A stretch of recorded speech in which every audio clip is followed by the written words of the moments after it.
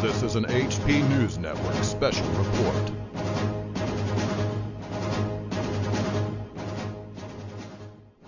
Okay, YouTubers and anti-nuclear activists, welcome to another special report. And all of my reports are, yes, very special because radiation is especially dangerous.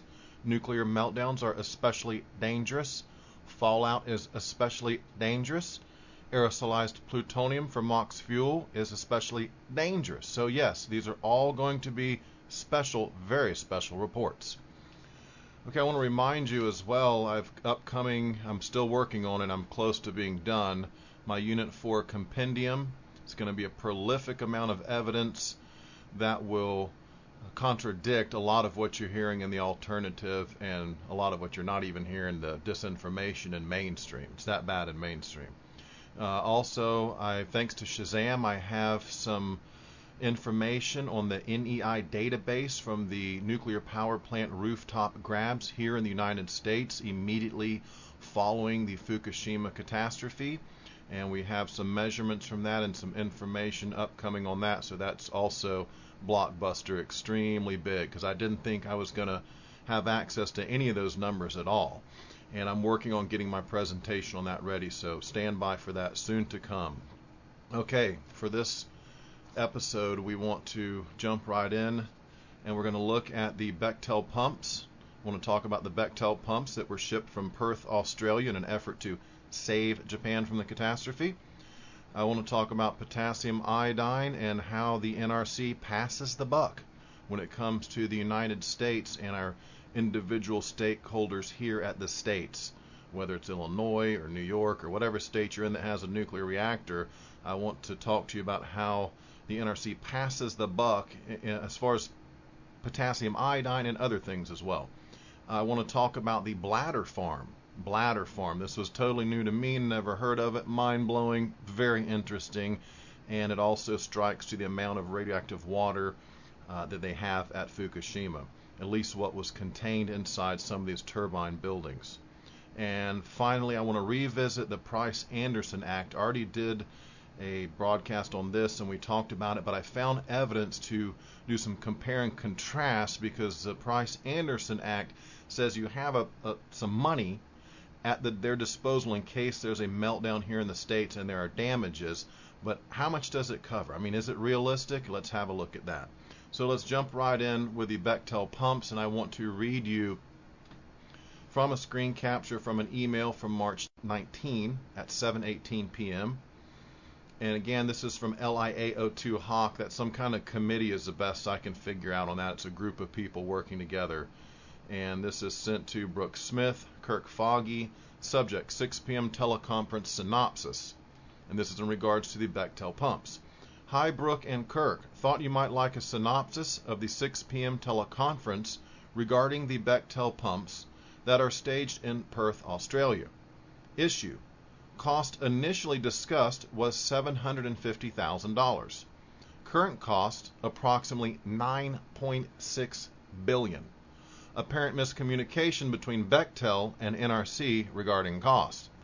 You said originally green-lighted the delivery based upon the initial cost of $750,000, then halted action based upon new estimated cost of $9.6 billion. On the call, you said informed everyone that this was not coming out of their funding, that it would be coming from DOD, Department of Defense. Per Kathleen Martin at USAID, is that DOD PACOM has authorized up to $10 billion for delivery of the requested pumps. Therefore, officials were attempting to confirm DOD funding and provide flight authorization for the first pump, which is partially loaded in Perth, Australia. The thought now is to authorize the delivery of the first pump, which is staged and partially loaded on a plane in Perth, and put the remaining pumps in standby, pending need determination from the Japanese. Per NRC at Hawk, Japan stated they would accept the pumps and put them into secondary or tertiary use at the site. GEH also agreed to assemble and test the pumps at their location in Japan before they are dispatched to Fukushima Daiichi. Chuck Castro and John Moniger were both on the conference call. I'm sure they can provide you with additional details if you require them. Okay, let's look back at this. Okay, you see there's a discrepancy in the cost and how it jumps from 750,000 to 9.6 billion because there's a miscommunication. I'll leave you to decide if someone's intentionally bilking American taxpayers. I can't say that for certain. And let's continue to look at more from this particular email. What you notice is it says the Japanese are prepared to accept them and put them in standby pending need determination. Put them into secondary or tertiary use at the site. Okay, that's important because my mom reminded me today that in the documents early on, Japan's not really crazy about these pumps. They don't really want them. They're not that interested in them. And it's kind of pushed off on them. As you can see the evidence here, they would accept them and put them into secondary or tertiary use at the site.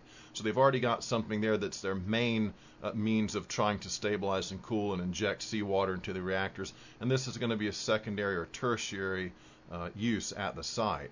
Also interesting to note that it says GEH, I believe that's a company that's, or the technicians or whatever that's going to assemble. They agreed to assemble and test the pumps at their location. I read somewhere in these documents where they said that the technicians were willing to go to Japan and help assemble and show them how the pumps are assembled and to work the pumps, but they wouldn't do it on site. It had to be at a remote location due to the radiation. The technicians were not willing to go on site to work with these pumps. The Japanese had to figure them out and go on site themselves to do it.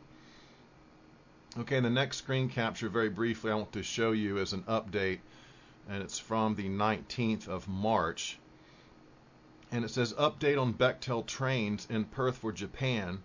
DoD, Department of Defense, PACOM has confirmed payment and flight is being prepared. So they were paid for by John Q. taxpayer, which is DoD is funded by American taxpayer. That much I can tell you.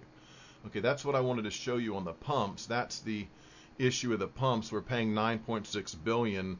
Japanese didn't really make a point to insist on them per se, although they did accept them in the end, but they're for secondary or tertiary use. They've already got something going on, and maybe they're using them, maybe they're not. But why are the Japanese, my point being, why are the Japanese not paying the 9.6 billion? Why am I footing the bill on that? Okay, I mean, in the end, I'm willing to help do whatever it takes, obviously. But in the interest of fairness, I'd like the person to finance it who's most responsible for the incident. Okay, now let's talk about how the NRC passes the buck with potassium iodine. We're going to look at a series of emails here. This first one's from the 18th of March, just 7 days after the disaster. Subject, KI pills, from Amy Bonacorso to Scott Burnell, David McIntyre, Holly Harrington, all big players in the Plumegate cover-up. And Amy says, what are we telling people who want to know where to get KI? If I say there is no danger, it's still a potentially weak answer because FEMA always tells people to be prepared. Next screen capture, March 18th, Scott Burnell, firing back to Amy Bonacorso, David McIntyre, Holly Harrington, RE, KI pills. Amy, please double check with Dave and Holly, since my coffee hasn't kicked in, but here goes. Isn't there some QA language to the effect of, quote, listen to your state and local authorities. They'll be the best source of information on actions appropriate to your area, end quote. We can use Scott. Again, this strikes to the Q&As and this prefabricated control of questions and answers. They do not want an open debate. They do not want an open debate where you can ask any question and follow up on that question. They want to control the question. They want to control the answer. They want a one-way press release. They want Q&As. They want talking points. Okay, next screen capture. This is following in the line. It says, yes, that is the language, coupled with we do not expect unsafe levels, etc., etc., from Holly Harrington in response. Next screen capture. Amy Bonacorso is responding, okay, I will use that. That's what they're going to use. Hey, refer to state and local, and we don't expect harmful levels, okay? Now, here's a email from the 14th where I want to show you how they're funneling and controlling the information, and they're not free with the information. They're not forthright with information. They are very controlling with information, even to U.S. states, even to our own NPP operators here in the United States. Okay, and this is again from LIAO6. It's another hawk kind of committee with a group of people, but you can see who it's sent out to, the usual suspects. with Elliot Brenner, the ringleader in there, and says this email is primarily for Charlie and Rosetta to close the loop. We discussed the need for providing consistent information to the states via the RSLOs, that is the Regional State Liaison Officer, that's the contact for them in the state, via the RSLOs with the executive team and the chairman a few minutes ago. The chairman directed us to coordinate with FEMA since they have an established relationship with the states. Might I add, FEMA's already been ordered to stand down. They've already been ordered to stand down. We settled on working with OPA, Office of Public Affairs, to provide the information tailored to our best extent to the questions and concerns that would be expressed by the states, and provide to FEMA for awareness and commonality, and then the RSLOs for sharing. A broad conference call with all states is not currently being contemplated. We'd like to see how providing a common set of information works first. Okay, let's go back to the first section I have underlined. We settled on working with OPA to provide the information tailored to our best extent to the questions and concerns that would be expressed by the states. In other words, they're assuming what the states would ask. How convenient, how convenient. Let us assume what these stakeholders in the United States, the nuclear power plants there, what questions they might ask. We'll give them those questions so they can ask them to us, right? They're controlling even the questions that the states would want to ask. And provide to FEMA for awareness and commonality. Again, we all want the same story. If we're withholding something, we all want to withhold it. If 90% of us withhold something and 10% of us go ahead and give it out, okay, again, easier to catch a liar than a one-legged man. Okay, so what you see is this control factor where ultimately the RSLOs are going to speak with the state, and they're prompted with the information. They're prompted with this set of questions that they assume the states would want to ask about this. Now let's move to the next screen capture. This is the critical one where I make my point here, and let me read to you what this says. This is part of a briefing from the FOIA documents, NRC FOIA documents. It says, Mark Schaefer has requested permission to share the NRC SITREP with the Chinese government. OIP is working. OIP was advised this document should not be shared. Concerns with any plan to share the SITREP with the Chinese government are: 1. U.S. states have been denied access to this document. And 2, if we share the document with the Chinese government, this precedent could obligate us to honor requests from other international stakeholders as well. As we learned with the New York Times article, we need to safeguard against leaks of official use only information. Well, what is official use only? Hey, that's the most damning measurements and reports and data and information on what's really going on in this triple China syndrome meltdown, with very likely spent fuel pool number 4 is a melt on the floor. The worst of the worst has already happened, and they don't want that getting out, and certainly not to U.S. states. Let me repeat to you again point number 1 of this particular briefing. U.S. states, United States, have been denied access to what document? The situation report. The situation report, which is the reality on the ground as they can best surmise at this point. So if we backtrack to this other particular screen capture we just looked at, yes, they're providing a tailored information, tailored questions to the states. And what's not going to be in those questions, what's not going to be prompted in there, is that with the details in the situation report, they're denying critical information to our states, American states. Okay, that's just a fact. Okay, and this next screen capture, I want to read to you the transcription of a back and forth between former Chairman Jaxco of the NRC and Representative Markey, who have a very high opinion of Representative Markey above all. He's one of the few that actually really pressed, asked hard questions, and gave him a hard time. I mean, he had NRC running around sweating bullets over his questions. Okay, and he stuck with it. He didn't just ask questions and forget about them. The guy was relentless. Okay, let's look at this back and forth. Mr. Jaxco, and this in regards to potassium iodine. Well, the particular protective actions that would be issued for any nuclear power plant incident are ultimately the responsibilities of the state and local governments. They have that primary on-the-ground responsibility to decide how to deal with an accident. So, Representative Markey, But the plants are licensed by the Nuclear Regulatory Commission, not by the states. You're the agency of expertise in terms of the spread of nuclear materials, not state officials. Do you believe that it is advisable to look at a 20-mile radius for distribution of potassium iodine? Very relevant question.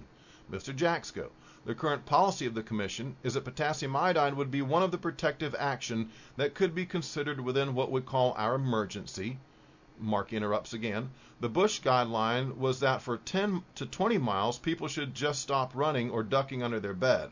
Do you think that there is no other medicine? So is there a recommendation from you that they should look at potassium iodide for the 10 to 20 mile radius? Mr. Jaxco. Again, I would really in many ways defer to state and local governments as they believe that that's appropriate. I think that there certainly are many protective actions that could be taken. Again, avoiding the question, obviously answering the question. Marky cuts in again. I just don't think that they have the expertise, referring to the states, I just don't think that they have the expertise looking at the probabilistic risk assessment of the likelihood of an accident in terms of having KI there. Well, he really in a nutshell is almost summing it up. They don't have the expertise, and I would look at Representative Markey and say, Mr. Markey, sir, with all due respect, they don't have the information. They are simply not being given access to all the information the NRC has. They're meeting it out a little bit at a time, letting out what they want to let out in damage control, trying to avoid the American public finding out the truth about the damage at Fukushima. Okay, and that's what this strikes you. When I say they're passing the buck, they say, well, the states know, and the states will know. Well, how are the states going to know, NRC? How will the states know whoever's head of the NRC now, and Jax goes down the road and he's gone, okay, whoever's the head of the NRC now, how are they supposed to know that based on a total lack of information that you give the states? Because you're withholding the sit rep. Do you think that some of this information would be pertinent and important for states to have to make an informed decision? Yes, they can make a decision, but I ask you, Mr. Jaxco, or whoever is head of the NRC today, would it be an informed decision? Would it be an informed decision when I show you evidence, you withhold important information, not just even from our states, but from international stakeholders? Okay, so let's have a look now. Let's talk about the bladder farm, which was really just kind of very interesting for me. This is another one from Shazam, who's dug this up from the NRC Freedom of Information Act documents that are free and available to the public online. I will link to the NRC FOIA documents so you too can dig through these and help expose the truth about nuclear power. Okay, let's have a look at the first screen capture. This is from the 29th of March. Subject, contaminated water at Fukushima, point paper. From Matusak George J., Major, United States Air Force, U.S. Forces, Japan. Okay, let's look at the second screen capture and see what he has to say. Point paper on contaminated water at Fukushima plant. Problem. TEPCO has reported standing contaminated water in the basements of the reactor buildings at Fukushima and has asked the United States government for assistance with dealing with it. Assumptions. The exact amount of water is unknown, but we are estimating at least 5.2 million gallons of contaminated water. Parentheses, this assumes that all three reactors and turbine facilities have standing water. Close parentheses. Additionally, it is believed that a leak in the facility exists and is shedding an unknown amount of water to the environment and ocean. Finally, the water itself is contaminated with both iodine and cesium. Options for treatment. Water treatment, reverse osmosis, water purification unit. Currently, there are only 14 ROWPUs available in Japan, and they have been set aside for base water production if required. Only one set of NBC filters comes with each ROWPU, nuclear biological chemical filters, comes with each ROWPU, and the life expectancy of these filters is 100 hours. Filter flow rate of NBC filters is 7 to 11 gallons per minute, thus each set can clean 66,000 gallons. Filter cleans 95% of contamination, unknown if that meets Government of Japan or United States government standards for release. Storage, here we go. Use 200K gallon fuel bladders to store contaminated water. 200,000 gallon fuel bladders to store contaminated water. Currently, there are 6 fuel bladders at Atsugi, that's the Air Force base there, with another 74 bladders at Sagami General Depot, giving us a total storage capacity of 16 million gallons. Laydown area for each bladder is 50 feet by 20 feet, and each bladder weighs 6,000 pounds empty. Huge, 20 foot by 50 foot, much as a car, more than a car empty. Recommendation: due to the immediate need to gain control of the contaminated material, it is best to move forward with the storage bladder option as soon as possible. Once the contaminated water is contained, suitable decontamination methods, including commercial options, can proceed at a later date. And it's all about timeline and how long it's going to get to set it up and so on and so forth. And it says sizing of pumps and hoses to fill the bladders would depend on distance of quote-unquote bladder farm from reactor buildings, as well as the desired speed of transfer. Now, I don't know if this ever came about, if they ever got bladders and began to fill bladders with contaminated water, but it would stand to reason if Google wasn't censoring their Google Earth, you would be able to zoom in and look in nearby proximity to Fukushima. You would be looking for this bladder farm where there would be 70, 80 of these 20 foot by 50 foot huge bladders in a nice level spot where they would be storing contaminated water. Okay, let's look at the next screen capture from April 5th. Kinji Matsuo, subject, TEPCO earthquake information update on April 5, result of radioactive water spilled to the sea. Again, what we've been trying to do is show you guys in these documents that there's plenty of evidence, prolific evidence, that in March and April, TEPCO officials were open and admitted to other officials, NRC would know, DOE would know, NISA would know, that they had to discharge water into the sea. They had no choice. Water was leaking into the sea. Water was spilling over these pits into the sea. And so while they might not have been completely honest with the amount, okay, they did have to fess up and say, yes, it's leaking into the sea. So while mainstream remains totally silent on that, much of alternative media remains totally silent. We begin to break this. Kevin Blanch has been on this since day one, okay? But I'm showing you from these documents indisputable evidence that our guys, our side, knew the whole time. So they've remained very quiet and hush-hush about this as they're protecting the nuclear industry.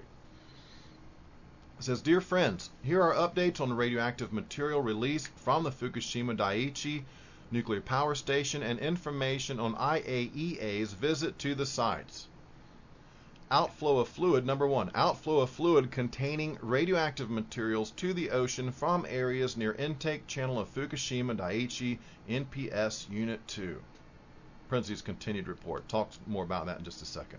Number 2, measures taken to stop outflow of radioactive fluid to the ocean from Unit 2. And in my opinion, it's laughable what they're going to do to try to stop this radioactive fluid from flowing to the ocean.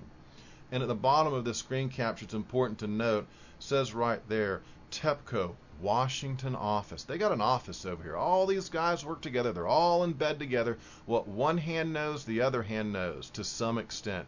And they're very tight with information. No, TEPCO's not extremely forward with all their information, but enough that our guys had a really excellent idea, and thus the Plumegate cover-up, as we were denied that information, and thus we couldn't take precautionary measures to stay out of the rain, pregnant women to stay out of the rain, so on and so forth.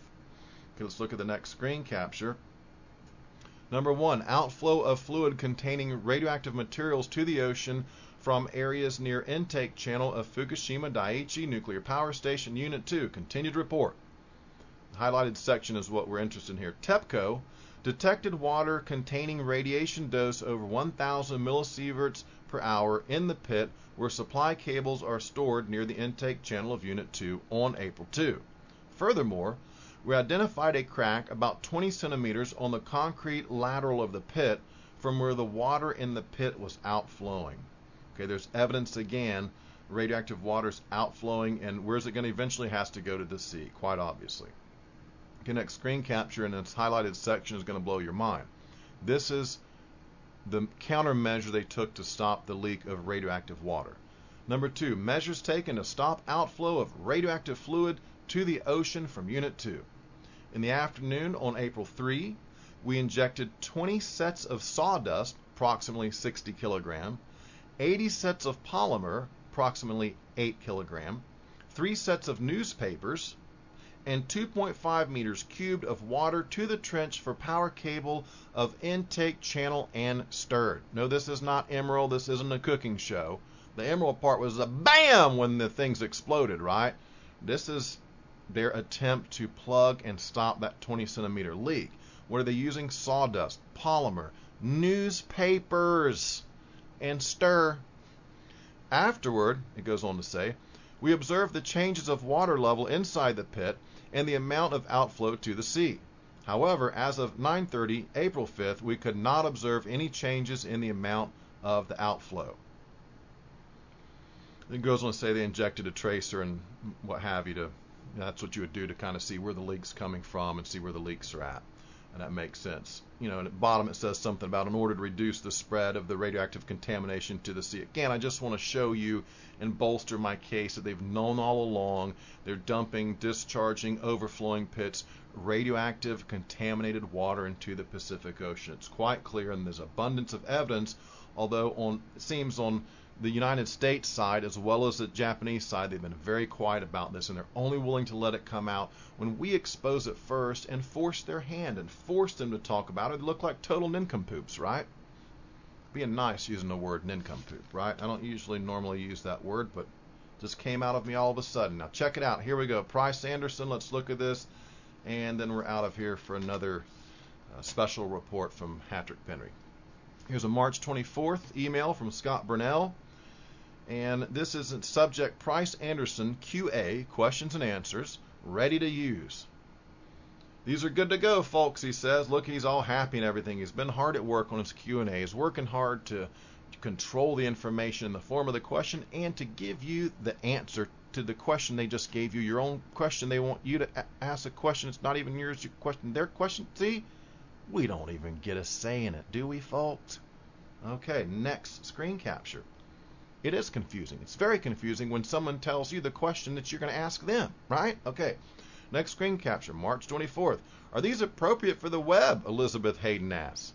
Are these appropriate for the web? When you look at these Q&As, the guy's not giving out a whole lot of information. He's not really connecting dots and making a big presentation about it. He's a minimalist on this. You're going to get the minimal amount of information. I don't deny it. I don't see why not, he responds in the next screen capture. Scott Burnell, not exclamation there. He's not seeming so happy anymore. He's like, what's the problem? She returns, or Holly Harrington chimes in, I think we should discuss first before opening this can of worms. I'm not seeing/hearing a lot of questions about this, and if we post it, we may create an issue where one does not currently exist. Well, too late, Holly. I'm going to create that issue now. And I found what that issue is, and that's why we're revisiting the Price-Anderson Act. Next screen capture, Elizabeth Hayden, now she chimes back in, agree. I'm not sure why these questions came up anyway. Holly Harrington, I don't remember where the request came from, but at least we have something should we need it down the road. Here's from the 25th of March from Scott Burnell, and they're pulling from the news, and they're looking at a couple articles. One, nuclear industry shielded from big disaster costs, in CNN, regulators to assess safety at Arizona nuclear plant. Okay, I guess the first one's probably the most important, although like I say, they do a lot of searching of social media, of news. They want to know who's saying what about them. In this first particular article they come across, I thought this was important to show because here's what they're concerned about. They don't want us to know how much real damage can be accrued in one of these meltdowns and catastrophic events. And here's just one from a article from CNN Money where it's referring to a 1982 study from Sandia National Laboratories commissioned by the NRC. And it said that disaster could cause 50,000 fatalities and $314 billion in property damage. Okay, remember that number, $314 billion in property damage. Okay, next screen capture from March 25th. This is Holly Harrington again, and she says, so one media outlet did a story on this, prompted by Markey. Okay, and that's referring to that we just talked about with the damages and then referring to the Sandia Laboratory. Prompted by Markey, I don't think posting a Q&A would have changed their story. So the only reason to post it would be to allay fears of others. I think, personally, that we should wait to see if this story gets any traction. If yes, then we post them. But if not, I think we let sleeping dogs lie. Okay, understand their intentions here and the deception here. They're not forthright with information. Why? Because that information sheds light on the true, diabolical, dangerous nature of nuclear power. Okay, here's Scott Burnell. The CNN piece is why we need the Price-Anderson QA post. I guess this one came prior to the other one. This is at 7:16 a.m.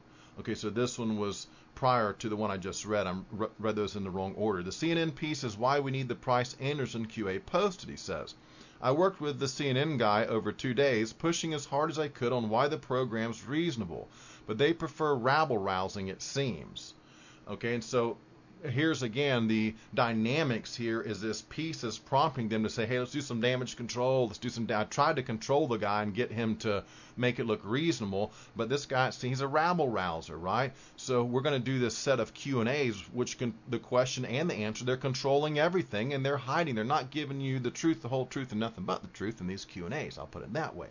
And so he's concerned we need to put these Q&As out there to do a bit of damage control on the CNN piece. See how this works, folks? They're having to do active damage control and worry about who says what about them. Why? Because the truth hurts. The truth really hurts with nuclear power. And so then she responds and says, I don't think posting it's going to change the effect of the story. And, you know, I think she's probably right in my opinion. Okay, let's look at a screen capture I have from the Robert Alvarez study on spent fuel pools. And he says, I co-authored a report in 2003 that explained how a spent fuel pool fire in the United States could render an area uninhabitable that would be as much as 60 times larger than that created by the Chernobyl accident.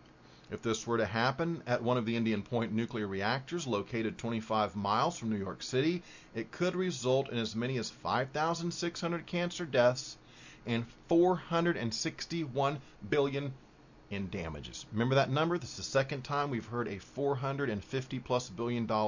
Again, this is an estimate. This is a study, but he's estimating, and this is much higher than what we find is covered in the Price-Anderson Act. Okay, this next screen capture is from the Q&As that the person from NRC was prompted to do that they never put out in response to a CNN article that did not portray them in such a positive light. Now, why was the CNN article, why was he a rabble rouser? Why did not portray them in such a positive light? Well, let's look at the details in this Price-Anderson Act. And the number we just looked at was 461 billion estimate. But cut it in half, cut it in quarters if you want.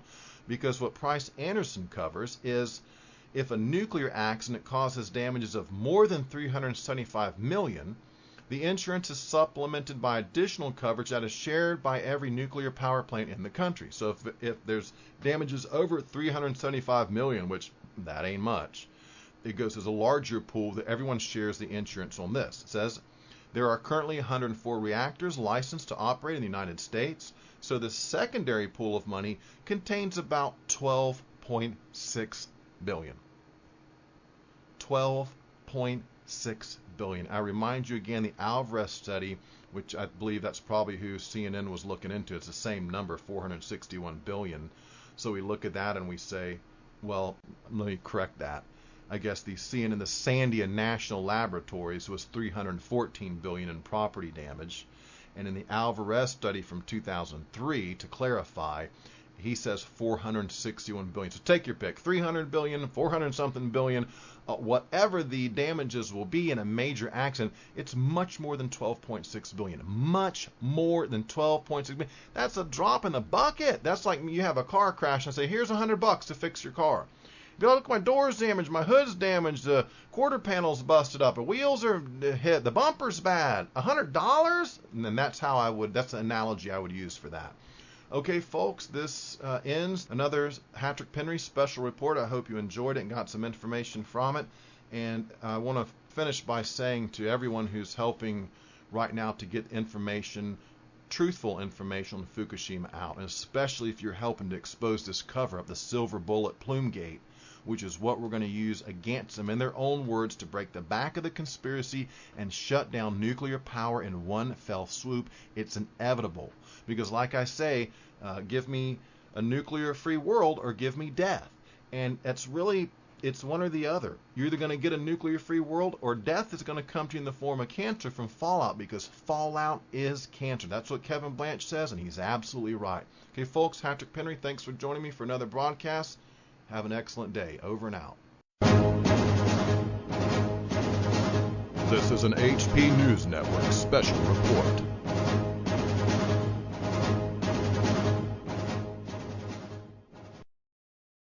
We need to get subscribed and get this unity stronger and beat YouTube at their own game. Okay, that's what this is about. Like I say, go to the remix button, hit the remix button. That way you'll have this video and keep up with this. Otherwise, YouTube's just going to control us, guys, and it's really bad.